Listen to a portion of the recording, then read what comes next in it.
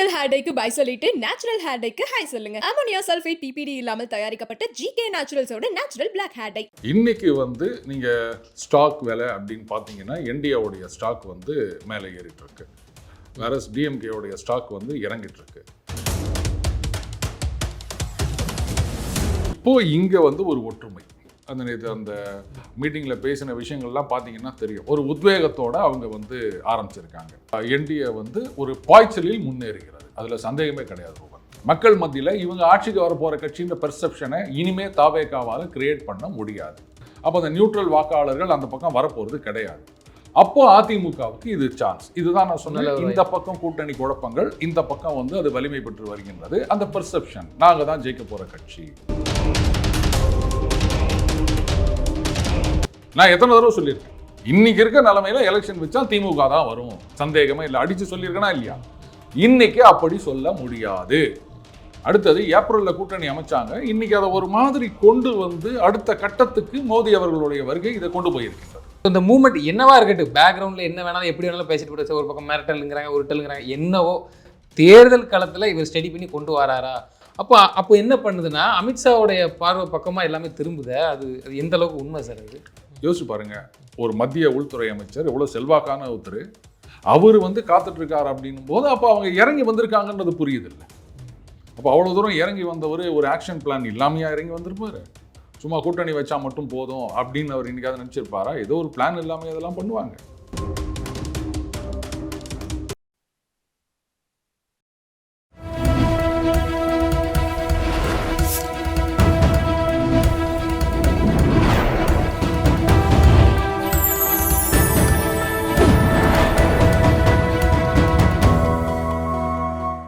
Channel 5 Tamil நேயர்களுக்கு வணக்கம். இன்றைய நேர்காணலில் நம்மோடு பேச இருப்பது டெய்லி பஞ்ச் அருண் அவர்கள். சார் வணக்கம் சார்.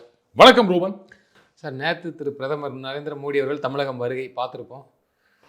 என்டிஏ கூட்டணி வலுப்புற மாதிரி தெரியுது. இப்போ கொஞ்சம் நாளாக கமுக்கமாக இருந்து சைலண்ட்டாக இருந்தாலும் இப்போ மோடி அவர்கள் வருகைக்கு அப்புறம் எல்லாரும் சேர்றாங்க. திரு டிடி விதிநரன் எல்லாம் சேர்றாங்க, மேடையிலேயே பேசுகிறதெல்லாம் பார்த்துருப்போம். இதை ஒரு பெரிய அரசியல் மாற்றமாக பார்க்கலாமா? ஏன்னா ஒரு பக்கம் திமுக கூட்டணி வலுவாக இருக்குது, இன்னொரு பக்கம் 3 முனை அணி 4 முனை அணி பேசிகிட்டு இருக்க மத்தியில் என்டிஏவும் சைலண்ட்டாக. திரு அமித்ஷா அவர்கள் கை வச்ச இடம் ஃபுல்லாக வெற்றி தான். அவர் எந்த ஸ்டேட்டை குறி வைக்கிறாரோ இங்கே திரும்புதான்னு ஒரு பார்வை இருக்குது சார். அதை எப்படி பார்க்குறீங்க? அப்படிலாம் சொல்ல முடியாது. அமித்ஷா அவர்கள் தொட்டா அதெல்லாம் வெற்றி அப்படின்றதெல்லாம் கிடையாது. But perception. பட் ஒரு விஷயம் புரிஞ்சுக்கணும், ஸ்டாக் மார்க்கெட்டும் சரி, பாலிட்டிக்ஸும் சரி, என்டையர்லி அந்த ஃபேக்ட்ஸ் அப்படின்றதெல்லாம் விட்டுருங்க. பெர்செப்ஷன் அண்ட் சென்டிமெண்ட்ஸ், இதில் தான் ஏறுறது இறங்கிறது. இன்றைக்கி நீங்கள் ஸ்டாக் விலை அப்படின்னு பார்த்தீங்கன்னா என்டிஏவுடைய ஸ்டாக் மேலே ஏறிட்டுருக்கு, வேற டிஎம்கேவுடைய ஸ்டாக் இறங்கிட்டுருக்கு. என்ன சார் நீங்கள் சொன்னீங்கல்ல கூட்டணி வலுவாக இருக்கின்றது அப்படின்னு, அதுக்குள்ளே எவ்வளோ குழப்பங்கள் இருக்கின்றது அப்படின்னு அங்கே இருக்கவங்களை கேட்டால் தான் தெரியும். ஜனங்களும் இதை பார்த்துட்டு தான் இருக்காங்க.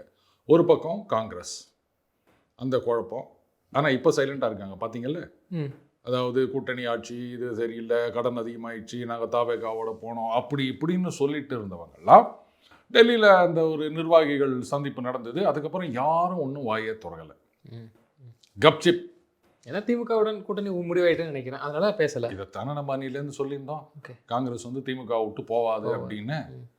இப்போ அந்த சத்தம் போட்டவங்கலாம் சைலண்டாக போயிட்டாங்க. இன்னொரு பக்கம் விசிகா. இப்போ சமீபத்தில் திருப்பூரூர் எம்எல்ஏ பாலாஜி அவர்களுக்கு எதிரான அந்த ஒரு குற்றச்சாட்டு, இதெல்லாம் வெளிப்பார்வைக்கு ஏதோ ஒரு சட்டம் ஒழுங்கு பிரச்சனை அப்படின்னா மாதிரி தெரிஞ்சாலும் இது கூட்டணி குழப்பங்களுடைய வெளிப்பாடு. அது நல்லாவே தெரியும். அது அந்த கட்சியில் இருக்கின்ற ஒரு சில தலைவர்களே அப்படி வெளிப்படையாக குற்றம் சாட்டாமல் எதுக்காக இந்த நேரத்தில் இந்த மாதிரி பிரச்சனை, அவர் மக்கள் பிரச்சனைக்காக தானே குரல் கொடுத்தாரு, இந்த மாதிரி இந்த சவுண்ட் பொல்யூஷன் அது அனுமதி வாங்கியிருக்காங்களா, இந்த மாதிரி சட்ட ரீதியான விஷயங்களுக்காக மக்கள் சொல்கிறாங்க. அதுக்காக மக்கள் பிரதிநிதினா அப்படி தானே பண்ணணும். அதுக்கு அவர் மேலே இந்த மாதிரி குற்றச்சாட்டு. இன்னொரு முக்கியமான கேள்வியை முன்வைத்திருக்கின்றார்கள். சரிங்க, ஏதோ பிரச்சனை அப்படின்னு சொன்னால் இது சட்டம் ஒழுங்கு பிரச்சனை, அவர் உங்ககிட்ட பிரைப் அப்படின்னு அவங்க சொல்லியிருந்தாங்க, லஞ்சம் கேட்டார், எங்களை கவனிக்கணும்னு சொன்னார், காசு கேட்டார் அப்படின்னு சொன்னால் நீங்கள் எங்கே போயிருக்கணும்? கமிஷனர் ஆஃபீஸுக்கு போய் கம்ப்ளைண்ட் கொடுத்துருக்கணும். நேராக சட்டசபை போய் சபாநாயகர் அப்பாவை பார்த்துலாம் தகுதி நீக்கம்ன்றது எங்கே வந்தது? எதுக்காக இப்போ இந்த பிரச்சனையே இந்த நேரத்தில் வரணும்? ஒரு வருஷத்துக்கு முன்னாடி சீல் வச்சாங்கன்னு சொல்கிறாங்க. அன்னைக்கு அந்த பிரச்சனையை பெருசாக பேசாமல் இன்னைக்கு இதை பேச வேண்டிய அவசியம் என்ன? இதுதான் வந்து விசிகா தரப்பில் எழுப்புகின்ற முக்கியமான கேள்வி. பட் இவங்க இதை என்ன பண்ணியிருக்கணும், சரி இது திமுக எதுக்கு இதை என்டர்டெயின் பண்ணாங்க, சபாநாயகர் எதுக்கு இதை வந்து ஒத்துக்கணும்? இப்போ யாரோ ஒருத்தர் வந்து சபாநாயகரை சந்திக்கணும் அப்படின்னு அனுமதி கேட்குறாங்கன்னா, யாருங்க என்ன விஷயங்க அப்படின்னு கேட்க மாட்டாங்களா? யார் வந்து போனாலும் வந்து ரைட் சபாநாயகரை பார்க்கணும், சரி ரைட்டு, அப்படியே வந்து சபாநாயகர் அவரும் ஒரு மக்கள் பிரதிநிதி யாரோ வந்து சந்திக்கிறாங்க அப்படின்னு சொன்னால், அப்போது இந்த மாதிரி ஒரு புகார் கொடுக்குறாங்க அப்படின்னும் போது, இல்லைங்க இது நீங்கள் சபாநாயகர்கிட்ட கொடுக்கக்கூடாது, நீங்கள் வந்து போலீஸில் கொடுங்க, அப்படி இல்லைன்னா காவல்துறையை கையில் வைத்திருக்கின்ற முதலமைச்சர்கிட்ட கொடுங்க, இல்லை சம்மந்தப்பட்ட மந்திரி துறை சார்ந்த மந்திரி கிட்ட கொடுங்க, என்கிட்ட கொடுக்கறதுல என்ன லாஜிக் இருக்குது அப்படின்னு கேட்டு திருப்பி அமைச்சிருக்கணும். ஆனால் அப்படி எதுவும் நடைபெறவில்லை. அப்போது விசிகாவுடைய அந்த கேள்விகள் எல்லாம் திமுக எதுக்காக இதை என்டர்டெயின் பண்ணாங்க அப்படின்னு இருக்கணும். ஆனால் திமுகவை எதிர்த்து கேள்வி கேட்பதற்கு இப்போ வந்து விசிகாவுக்கு தைரியம் கிடையாது. அதனால் அவங்களுடைய குற்றச்சாட்டெல்லாம் இந்த பக்கம் இப்படி பாமகவை நோக்கி போகின்றது. அவங்க வந்து பாமகவை சார்ந்த வழக்கறிஞர், இல்லை இவங்க பாமகவோட அவங்க க்ளோஸாக இருக்காங்க, அன்புமணி ராமதாஸ் போராட்டம் பண்ணார், இப்போ என்ன ஆயிட்டாரு, அப்படி இப்படின்னு என்னென்னவோ. ஸோ காரணம் என்னென்னா, இங்கே மகன் ராமதாஸ் இங்கே வந்துட்டார், அன்புமணி ராமதாஸ் அவர்கள். ஐயா ராமதாஸ் அவர்கள் இன்னும் வரல. இப்போ என்டிஏவில் அவர் வருவதற்கான வாய்ப்பு கிடையாது. எப்படிங்க ஒரே கூட்டணி அப்படின்னு சொல்லிட்டு, அப்பா ஒரு பகுதி கட்சி, மகன் ஒரு பகுதி கட்சி, ஆனால் ரெண்டு பேரும் ஒருத்தருக்கு ஒருத்தர் பேசிக்க மாட்டோம், ரெண்டு பேரும் வந்து பயங்கரமாக இந்த வாய்ச்சண்டை எல்லாம் நடக்கும், ஒருத்தர் மேலே ஒருத்தர் குற்றச்சாட்டு அள்ளி வீசிப்போம், ஆனால் ரெண்டு பேரும் ஒரு கூட்டணியில் இந்த பக்கமும் அந்த பக்கமும் இருப்போம் அப்படின்றது நடக்குமா? அடுத்தது, ஐயா அவர்கள் வந்து எத்தனையோ வருஷமாக அரசியலில் இருக்கவர், மூத்த ஒரு அரசியல்வாதி தமிழகத்தில். அவர் வந்து தாவேகா பக்கம் போகிறதெல்லாம் வந்து நினச்சி கூட பார்க்க முடியாத விஷயம். கரெக்டாக? அது அசிங்கம். அது அப்போது எப்படி தனித்து போட்டிடுவார்களா? அதுவும் வாய்ப்பு கிடையாது. அப்போ திமுக பக்கம்தான் போயாகணும். ஆனால் இங்கே விசிகாவில் என்ன சொல்லியிருக்காங்க, மதவாத பாஜக, சாதிய கட்சியான பாமக, இவங்க ரெண்டு பேரும் இருக்க இடத்துல நாங்கள் இருக்க மாட்டோம் அப்படின்னு சொல்லிட்டாங்க. இப்போ எப்படி இல்லை அன்புமணி ராமதாஸ் அவர்கள் தான் அந்த ஜாதியவாதம், அது அப்பா கிடையாது, அதனால் அவர் வந்து ஒத்துப்போம் அப்படின்னு சொல்லுவாங்களே. ஏற்கனவே தாவேகா பக்கம் விசிகாவுடைய அந்த ஸ்ட்ரென்த் அப்படின்றது மூவ் ஆகிட்டு இருக்கு. இது நல்லாவே தெரியுது. திருமாவர்களே சில கூட்டங்களில் இதை பற்றி பேசியிருக்கார். இப்போ பாமக உள்ளே வந்து சேர்றதையும் ஒத்துக்கிட்டு சும்மா இருந்தாங்கன்னா அவங்க கேடர்ஸ்லாம் சும்மா இருப்பாங்களா? இல்லை ஒருவேளை சரிங்க அப்போ விசிகாவுடைய ஸ்ட்ரென்த்ன்றது கரைந்து விட்டது, அதனால் வந்து என்ன ஆனாலும் பரவாயில்ல அப்படின்னு முடிவு எடுத்திருக்காங்களா? எனக்கு என்னன்னு புரியல. ஸோ அல்டிமேட்லி இந்த பக்கம் கூட்டணியில் குழப்பங்கள் அதிகமாகி கொண்டிருக்கின்றது. திமுக கூட்டணி. ஆமாம், நேச்சுரலி. வேற இந்த பக்கம் நீங்கள் சொல்லலாம், யாருங்க புதுசாக வந்து சேர்ந்துருக்காங்க? அன்புமணி அவர்கள் ஏற்கனவே முழு பாமக இருந்தது, இப்போ பாதி பாமக வந்திருக்கு. டிடிவி தினகரன் அவர் ஒரு காலத்தில் அதிமுகவில் இருந்தவர், அப்புறம் வெளில போனார், அமமுக ஆரம்பித்தார், இப்படி குக்கரில் நின்றார், அது இது எல்லாம் சொல்லலாம். அவங்க தான் வந்திருக்காங்க. இன்னும் தேமுதிக வரவில்லை, ஓபிஎஸ் வரவில்லை, அப்படி இப்படின்லாம் சொல்லலாம். மக்களை பொறுத்த வரைக்கும் இப்போ இங்கே வந்து ஒரு ஒற்றுமை, எல்லா தலைவர்களும் ஒன்றாக சேர்ந்து அந்த நேற்று அந்த மீட்டிங்கில் பேசின விஷயங்கள்லாம் பார்த்தீங்கன்னா தெரியும். ஒரு உத்வேகத்தோடு அவங்க வந்து ஆரம்பிச்சிருக்காங்க. இங்கே அந்த உத்வேகம் மைனஸ். அடுத்தது, ஜனங்களை பொறுத்த வரைக்கும் மாதம் மாற்றி மாற்றி சோப்பு வாங்குறவங்க தான் நிறைய பேர் நம்மளை மாதிரி ஆளுங்க. அப்போ புதுசாக ஒன்று வந்திருக்கு அப்படின் போது அந்த பெர்செப்ஷன், நாங்கள் இங்கே வந்து இப்போ வலிமையாக இருக்கிறோம், ஒற்றுமையாக இருக்கிறோம், ஆனால் அந்த பக்கம் குழப்பம் ஓடி நிற்குது, அதை தீர்க்க முடியல அப்படின்னும் போது சரி ரைட்டு இந்த மாதம் சோப்பை மாற்றி தான் பார்ப்போமே அப்படின்னு நினைப்பாங்கல்ல. அதனால தான் சொன்னேன், இந்த நேற்றைக்கான அந்த மீட்டிங் அப்படின்றது வந்து நிஜமாகவே என்டிஏ வந்து ஒரு பாய்ச்சலில் முன்னேறுகிறது, அதில் சந்தேகமே கிடையாது. ரூபன், இந்த மூமெண்ட்டு கிளியரான ஒரு மூமெண்ட்டா சார்? இது வந்து நல்ல ஒரு இதுதான் நம்ம எடுத்துக்கலாமா? நிச்சயமா, இதில் என்ன சந்தேகம்? ஏன்னா இன்னும் பல பேர் சசிகலா அவர்களிடமும் வரலாம், பன்னீர்செல்வம் அது பாருங்க, விட்டுருங்க இந்த ஓபிஎஸ் சசிகலா இவங்களை எல்லாம் திருப்பி சேர்க்கணும் யாரும் பேசாதீங்க. நான் அன்னிலேருந்து இன்ன வரைக்கும் அதை தானே சொல்லிட்டு இருக்கேன். டிடிவி வரலாம் ஒரு கட்சியாக, ஓபிஎஸ் சசிகலா இவங்களை சேர்த்து எந்த பிரயோஜனமும் கிடையாது, விட்டுருங்க, அதை பற்றி எல்லாம் பேசாதீங்க. அப்போ 26ங்கிறது வந்து முழுமையாக வந்து இந்த மும்முனை போட்டி 4 முனை போட்டின்னு சொல்கிறாங்க. திரு விஜய் ஒரு பக்கம் இருக்கார், திமுக ஒரு பக்கம், அதிமுக என்டிஏ கூட்டணி. ஸோ இதெல்லாம் பார்க்கும்போது விஜய் அவர்கள் ஓட்டு வந்து யார் ஓட்டை பிரிக்கிறாருன்னு ஒரு கேள்விக்குறி இருக்குது. அதை தாண்டி யார் இதில் வெற்றி பெறுவார்? ஏன்னா ஒரு பக்கம் திமுக ஓட்டை பிரித்தாருன்னா அதிமுக வெற்றி பெறும், பிரதானமாக கொஞ்சம் இருக்கும், திமுகவுக்கும் அதிமுக கொஞ்சம் கோர் ஓட்டுகள் இருக்கும். ஸோ அதை தாண்டி எதையோ ஒன்று பிரிக்கிறதுனால தான் எது வெற்றி பெற முடியுங்கிறது வந்து ஒரு யதார்த்தமான ஒரு உண்மை. இந்த போக்கெல்லாம் வந்து பார்க்கும்போது அப்போ என்டிஏ கூட்டணி உறுதியாக வந்து ஆட்சி பிடிக்குங்கிற மாதிரிலாம் வந்து பேசுகிறாங்க. நேற்றுலேருந்து பல திமுக பல கட்சிகளுக்கு தூக்கம் இல்லாமல் என்ன பண்ணுறதே தெரியாமல் இருக்கிறதாவும் ஒரு தகவல் வருது. ஏன்னா திரு டிடி விதினா எடப்பாடி பழனிசாமி கூட போய் சேர்ந்துட்டாரு பேசுகிறாரு அப்படிங்கும்போது அவனு சொல்லிட்டா. இப்போ தாவேகன்ற கட்சி எங்கே இருக்கு? ஏதோ சின்னம் கொடுத்ததா சொல்கிறாங்க, விசில் சின்னம் கிடைத்தது அப்படின்னு சொல்கிறாங்க. இப்போ தலைவர் வெளில வந்து பார்த்தீங்களா நமக்கு சின்னம் கிடைத்து விட்டது அப்படின்னு அவர்களே இதை அனௌன்ஸ் பண்ணியிருக்கணும். ஏதாவது நடந்ததா? அவர் எங்கே இருக்காருன்னு யாருக்காவது தெரியுமா? சிக்கலில் இருக்கிறாரு, பிரச்சனையில் இருக்கிறாரு. சிக்கல்லாம் எப்படி அந்த நாகப்பட்டினம் கீவளூருக்கு நடுவில் இருக்குது அந்த சிக்கலை சொல்கிறீங்களா? சிக்கல் சிங்காரவேலன் சிக்கலோ என்னன்னு தெரியல. இதில் என்ன சிக்கல் இருக்குது எனக்கு புரியலையே. இல்லை படம் ஒரு பக்கம் வந்து இழுத்தடிச்சிட்டு ஏங்க படம் ஒரு பக்கம் இழுத்தடிச்சது அப்படின்னு சொன்னால் அதை பற்றி ஏதாவது ஒரு கருத்து சொன்னாரா? ஒரு ட்வீட் போட்டாரா? ஒரு ஸ்டேட்மெண்ட் இஷ்யூ பண்ணாரா? சரி, அப்போ திரு விஜய் அவர்களை அப்படியே கொஞ்சம் ஓரம் கட்டுங்க. அப்போ மும்முனை போட்டி ஒத்துக்கலாமா? திமுக என்டிஏ கூட்டணி ப்ளஸ் நாம் தமிழர். நாம் தமிழர்லாம் ஒரு முனைனே சொல்லாதீங்க, நோட்டாக்கு ஒரு ஆல்டர்னேட்டிவ் அது. அப்போ இருமுனை போட்டி களம் வந்து திமுக என்டிஏ கூட்டணிக்கு தான். இல்லை, அதில் முக்கியமான விஷயத்தை நீங்கள் வந்து மறந்துடுறீங்க. தாவேகா ஆக்டிவாக இல்லாமல் அப்படியே கொஞ்சம் சப்டியூடாக போயிட்டாங்கன்னா அது திமுகவுக்கு மட்டும்தான் இழப்பு. ஆக்டிவாக அவங்க இறங்கினாங்கன்னு சொன்னால் 2 பேருக்கும் இழப்பு. பட் திமுகவுக்கு டேமேஜ் அதிகம். அதை ஆனால் அவங்க அடக்கி வாசிச்சாங்கன்னு சொன்னால் திமுகவுக்கு தான் இழப்பு. எப்படின்னு நான் சொல்கிறேன். இப்போது தாவேகா அவங்க வந்து பெரிதும் நம்பி இருக்கின்றது அந்த மைனாரிட்டி ஓட் பேங்க் அப்படின்னு சொல்கிறாங்க. அது வந்து திமுகவிடம் தான் பெருமளவு இருக்குது, அங்கேருந்து தான் இங்கே வரணும். அவங்க ஆக்டிவாக செயல்பட்டார்கள் அப்படின்னு சொன்னால் இனிமே வந்து அந்த ஆக்டிவ் மோடுக்கு போய் ஒன்றும் பிரயோஜனம் கிடையாது. ஏன்னா கொசு அதிகமாகி விட்டதும் போது இந்த நார்மல் மோடு ஆக்டிவ் மோடுன்னு சொல்லுவாங்கள்ல, இனிமேல் ஆக்டிவ் மோடுக்கு வந்தா என்ன வராட்டா என்னன்னு ஆகிப்போச்சு, அவ்வளோதான், முடிஞ்சது, விட்டுருங்க. அப்போது அவங்க வந்து சப்டியூடாக இருக்கும் பொழுது அந்த நியூட்ரல் வாக்காளர்கள் இதுதான் வந்து அதிமுக அட்ராக்ட் பண்ண வேண்டியது. ஏன்னா அதிமுகக்குன்னு ஒரு ஓட் பேங்க் இருக்குது, இப்போ பாஜகவுக்குன்னு ஒரு ஓட் பேங்க் இருக்குது. இப்போ அது ரெண்டும் சேர்ந்தாச்சு. இப்போ இந்த நியூட்ரல் வாக்காளர்கள் கிட்டேருந்து தான் அவங்க தான் ஆட்சியை தீர்மானிப்பது எந்த ஒரு எலெக்ஷன்லையும். அதில் பெருமளவு யார் அட்ராக்ட் பண்ணுறாங்களோ அவங்க தான் ஜெயிக்க போகிறாங்க.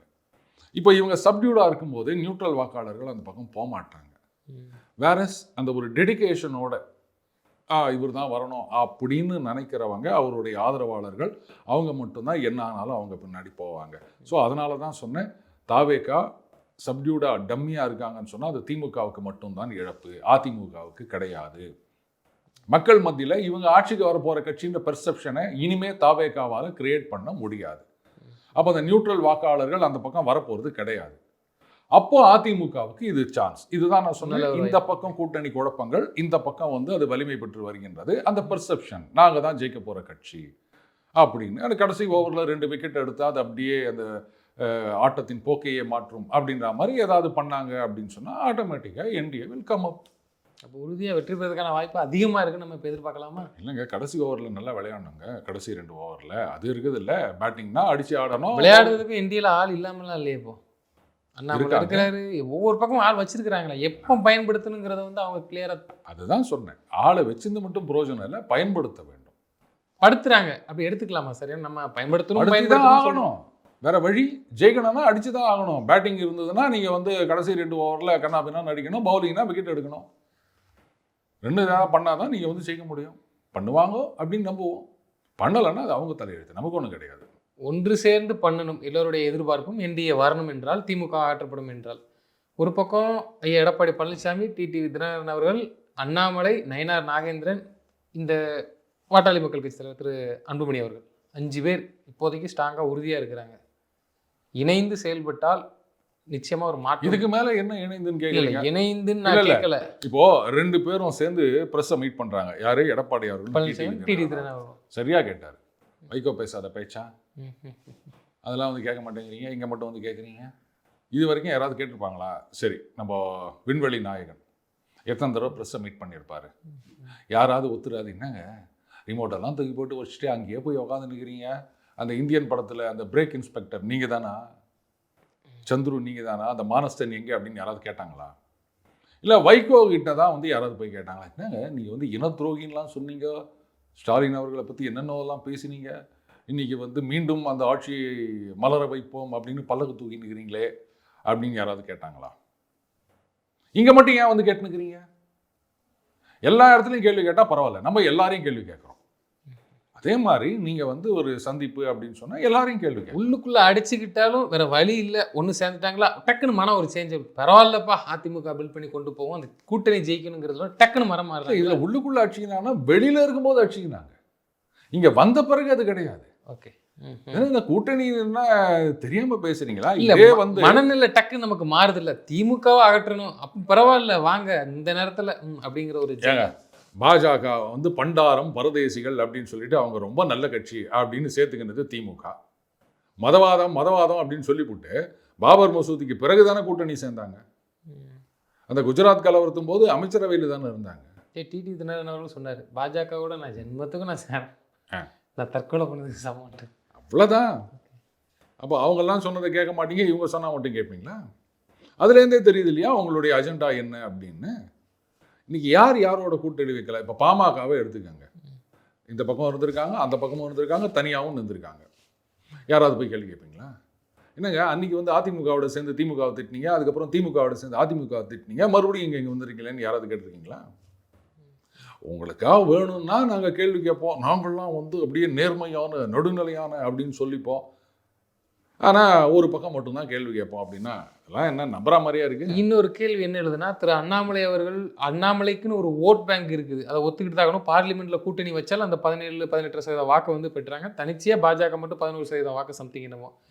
அது ஐயா எடப்பாடி பழனிசாமி அவர்கள் இந்த கூட்டணி ஜெல்லாகி இப்போ ஒன்று மணி ஆனதுக்கப்புறம் முழுமையாக அந்த அண்ணாமலை ஓட்டுங்கிறது வந்து வரதுக்கு டவுட்டு அப்படின்னு சொல்லி பல பேர் பேசிகிட்டு இருக்காங்க. அதை தாண்டி திமுக கூட்டணியில் வந்து 43% என்னமோ உறுதிப்படுத்தப்பட்ட வாக்கள் கூட்டணி, ப்ளஸ் தேமுதிக போயிட்டால் 47 இருக்கும். இங்கே வந்து சதவீதம் கம்பேரிசன் பண்ணும்போது இந்த என்டிஏ கூட்டணிக்கு வந்து எதிர்பார்க்குற எப்படியும் எதிர்க்கட்சியாக வரலாம் மேபி, பட் ஆட்சி அமைக்கிறதுங்கிறது சந்தேகம் தான் அப்படிங்கிற மாதிரிலாம் பேசுகிறாங்க. ரூபன், போன மேட்ச்சில் வந்து நாங்கள் 218 அடித்தோம், அவங்க வந்து 170 தான் அடித்தாங்க. இந்த தடவை அதே லீடு மெயின்டைன் பண்ணோன்னு சொன்னால் பைத்தியக்காரன் நினைக்க மாட்டேன். நீ என்ன எலெக்ஷன் அப்படின்றது ஒவ்வொன்றும் ஒவ்வொரு புது மேட்ச் மாதிரி. போன தடவை எடுத்ததெல்லாம் விட்டுருங்க. 43% அப்படின்றது அவங்களுடைய டெடிகேட்டட் ஓட் பேங்க் கிடையாது, கூட்டணியோட சேர்ந்த ஓட்டு கிடையாது. ஓகே, திமுக 22%, காங்கிரஸ் 3%, 25. அதுக்கப்புறம் அது விசிகா, 1, கம்யூனிஸ்ட், 2 இவங்கெல்லாம் சேர்ந்து ஒரு 3-4%, ஓகே, ஒரு 30%. இதுதான் அவங்களுடைய கோர் ஓட் பேங்க் அப்படின்றது. மற்றபடி தேர்தல் நேரத்தில் அந்த நியூட்ரல் வாக்காளர்கள் அவங்கள யார் அட்ராக்ட் பண்ணுறாங்களோ அவங்க தான் ஜெயிக்கிறாங்க. ஸோ இவங்களுடைய பேஸ் ஸ்ட்ரென்த் அப்படின்றது வந்து கூட்டணியோடு சேர்ந்து 30%. வேறஸ் இப்போ இங்கே பார்த்தீங்கன்னா இவங்க ஒரு 19%, பாஜக ஒரு 11%, இதுவும் ஈக்குவலாக 30% இருக்குது. இதுக்கு மேலே யார் சேர்க்குறாங்களோ பார்லிமெண்ட் எலெக்ஷன்லையும் பெரிய அளவில் ஓட்டு பிரியலை, அதாவது அந்த கோர் ஓட் பேங்க் நான் சொன்னேன் அப்படியே இருக்குது. ஏன்னா இதுவும் நான் பல தடவை சொல்லியிருக்கேன், பாஜக வந்து ஒரு காலத்தில் நோட்டாவுடன் போட்டி போடும் கட்சி 2%, 2% தான் அப்படின்னு சொல்லுவாங்க. அவங்களுடைய ஆக்சுவல் ஸ்ட்ரென்த்து அப்படின்றது மினிமம் ஒரு 8-10% இருக்கும். ஆனால் அவங்கெல்லாம் அந்த ஐயா என்னப்பா அது பாஜக தனியாக நிற்குது, இது வந்து ஜெயிக்காது, அதனால் திமுக வந்துடும், அதனால் அதிமுக ஓட்டு போடு அப்படின்னு பாஜகவுடைய நிஜமான வாக்குகள்லாம் வந்து அந்த பக்கம் போயிட்டு இருந்தது. இல்லை, இப்போ அது போகிறதுக்கான வாய்ப்பு இல்லை. அதை தான் நான் சொல்ல வரேன். இப்போ அண்ணாமலை அவர்கள் வந்த பிறகு அதனுடைய ட்ரூ ரெஃப்ளெக்ஷன் தான் நம்ம பார்லிமெண்ட் எலெக்ஷனில் பார்த்துருப்போம். ஓகே, ஸோ அந்த ஒரு 1.5% அப்படி தள்ளி விடுங்க, மினிமம் ஒரு 9% இன்னைக்கு பாஜகவுடைய ஓட் பேங்க்னு எடுத்துக்கலாம். 9%. ஆமாம். அதுக்கப்புறம் அதிமுகவோடது அது ஆக்சுவலாக 21 கோர் ஓட் பேங்க், அப்போ இப்போ கொஞ்சம் குறைஞ்சிருக்கலாம். ஸோ ஒரு 19 அப்படின்னு நான் சொல்வேன். 28 அவங்க இருக்காங்கன்னு கூட வச்சுக்கோங்களேன், 30 கூட வேணாம். அந்த பக்கம் 30, இவங்க 28, அவ்வளோதான், 2 தான் வித்தியாசம். இப்போது அந்த விசிகா ஃபேக்டர்னு ஒன்று இருக்குது, தாவேகா ஃபேக்டர்னு ஒன்று இருக்குது. பிரிக்கிறதுக்கு எங்கே போகுங்கிறது இல்லை, விசிகா இந்த பக்கம் இருந்தாலும் அவர்களுடைய வாக்கு வங்கின்றது அந்த பக்கம் தாவேகா பக்கம் போயிட்டுருக்கு. அண்டு இந்த திமுகவுடைய அந்த 22%லேருந்தே ஒரு சில சதவீதம் அந்த பக்கம் தாவேகா பக்கம் போகுது. அவங்க இப்போ அமுக்கி வாசிக்கிறதுனால நியூட்ரல் வாக்காளர்களை அவங்களால கவர முடியாது. அப்போ அந்த 30ல் ஒரு ஓட்டை உழுதா 2% தாவேக்கா எடுத்துகிட்டு போகுதுன்னு கூட வச்சுக்கோங்க. அப்போ 2 பேருமே 28 ஈக்குவலாக வந்துட்டாங்களா? இப்போ மீதி வந்து யார் நியூட்ரல் ஓட்டர்ஸை அட்ராக்ட் பண்ணுறாங்களோ அவங்க தான் ஜெயிக்க போகிறாங்க. So it's an equal fight. இப்போ நீங்கள் சொல்கிறது வந்து ஒரு அரசல் புரசலாக இருந்தாலும் மேபி வரலாம் அப்படி கடந்த காலத்தில் இருக்கலாம், பட் இப்போ துண்டா தெரியுது. நீங்கள் சொல்கிறத வச்சே தெரியுது கண்டிப்பாக இதே மூமெண்ட்டில் போணுச்சுன்னா ஈஸியாக இதுதாங்க கணக்கு. ரெண்டாவது, அந்த அளவுக்கு வந்து ஆஹா ஓஹோன்னு சொல்ற மாதிரி திமுக ஆட்சி இல்லை. அதே மாதிரி இவங்க எதிர்பார்க்குற மாதிரி அப்படியே ஒரு எதிர்ப்பு அப்படின்றதும் இல்லை. பட் இந்த தேர்தல் சமயத்தில் they have to create a narrative. அதைத்தான் வந்து சரியாக பண்ணணும். எப்போவுமே வந்து மத்திய அரசாங்கம் வஞ்சிக்கின்றது இப்படியே சொல்லிட்டு இருந்தீங்கன்னா வேலைக்கு ஆகாதுங்க.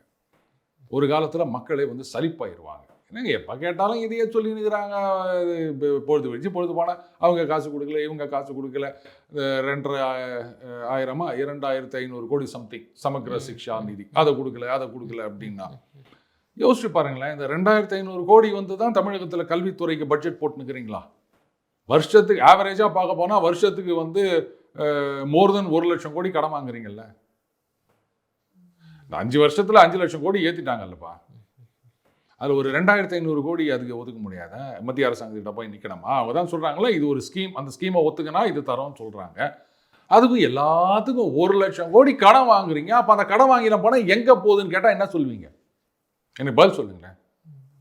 10 வருஷம் முடிச்சுட்டு போகும்போது 4.5 லட்சம் கோடி வச்சுருந்தாங்க. 5 வருஷத்தில் நீங்கள் 5 லட்சத்தை ஏற்றி விட்டுட்டீங்க. அப்போ அந்த கடன் வாங்கினதை என்ன பண்ணுறீங்கோ? என்ன பதிலே இல்லை. அவங்கள மாதிரியே சொல்கிறீங்க. அது ஒரு பக்கம் இருக்கட்டும் சார், அது மக்களுக்கே தெரியுது எங்க பண்ண ஆட்சி லட்சணம்லாம். அப்போ என்டிஏ கூட்டணிக்கு வெற்றி வாய்ப்பு உறுதியாக இருக்குது, அதை எடுத்துக்கலாம். நிச்சயமாக இருக்குது.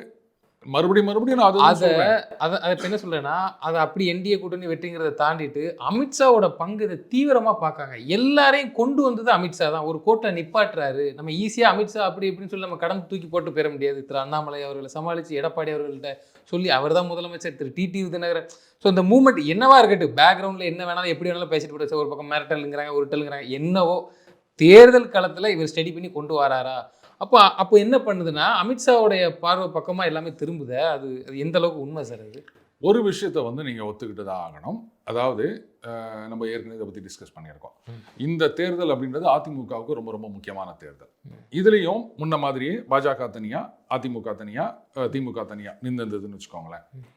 ஈஸியாக திமுக ஆட்சிக்கு வந்திருக்கும், அதிமுக வந்து ஆட்டங்கண்டிருக்கும். தோல்விக்கு பிறகு ஒரு மிகப்பெரிய சேர்னிங் இருக்கும். நிறைய பேர் வந்து இங்கே அங்கே அப்படின்னு போகலாம். திமுகவுக்கு போகிறதுக்கும் நிறைய பேர் இருப்பாங்க. அப்போது அந்த இடம், அந்த ஆப்போசிஷன் ஸ்பேஸ் அப்படின்றத பாஜக தான் நிரப்பணும். ஸோ இந்த எலெக்ஷனில் இவங்க கூட்டணி வைக்காமல் இருந்திருந்தாங்கன்னா 26ல், அப்போது 31க்கு வந்து களத்தை தயார் பண்ண ஆரம்பிக்கும் பாஜக. அதுக்கப்புறம் திமுக வெர்சஸ் பாஜக அப்படின்ற மாதிரி அரசியல் போகும். ஆனாலும் பாஜக பரவாயில்ல, இன்னொரு டம் திமுக வந்ததுன்னா அது சரியா இருக்காது, அதனால நம்ம கட்சியுடைய எதிர்காலம் அப்படின்றத கூட கொஞ்சம் ஸ்லோ பண்ணிட்டு திமுக ஆட்சியை அகற்ற வேண்டும் அப்படின்றதுக்காகத்தான் அவங்க வலிந்து வந்து பாருங்க, இங்க தமிழகத்தில் இவர் தான் கூட்டணிக்கு தலைவர் அப்படின்றதாகட்டும், அண்ணாமலை அவர்கள் வந்து என்டிஏ முதலமைச்சராக பழனிசாமி அவர்களை ஆக்க வேண்டும் அப்படின்னு சொல்றதாகட்டும், எல்லாமே இந்த நோக்கத்துல தான் அவங்க செஞ்சுட்டு இருக்காங்க. அதை வந்து நம்ம பாராட்டி தான் ஆகணும். அவங்கள பொறுத்த வரைக்கும் திமுகவை ஆட்சியில் அகற்ற வேண்டும் அப்படின்றதுக்காக, கட்சியுடைய நலனோட இதுதான் முக்கியன்றதுக்காக இறங்கி வந்து அவங்க கூட்டணி சேர்ந்திருக்காங்க. முக்கிய காரணம் அமித்ஷா ஸ்டடி பண்ணி கொண்டு போய் ஒத்துக்கிட்டு தான் ஆகணும். ஆமா, ஓகே. ஸோ யோசிச்சு பாருங்களேன், இந்த தடவை அவங்க சேராமல் இருந்தாங்கன்னா ஒன்றுமே கிடையாது. They have God nothing to lose. மத்தியில் ஆட்சி இருக்குது, இங்கே எம்எல்ஏ வரதுனால, ராஜ்யசபா எம்பி வரதுனால, இல்லை இங்கே எம்பி எத்தனை வந்துட்டாங்க அவங்களுக்கு, இதை நம்பி அவங்க கிடையாது.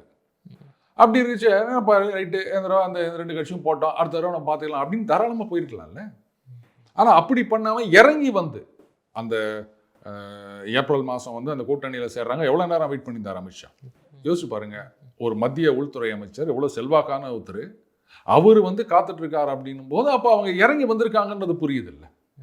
அப்போ அவ்வளோ தூரம் இறங்கி வந்தவர் ஒரு ஆக்ஷன் பிளான் இல்லாமையா இறங்கி வந்திருப்பாரு?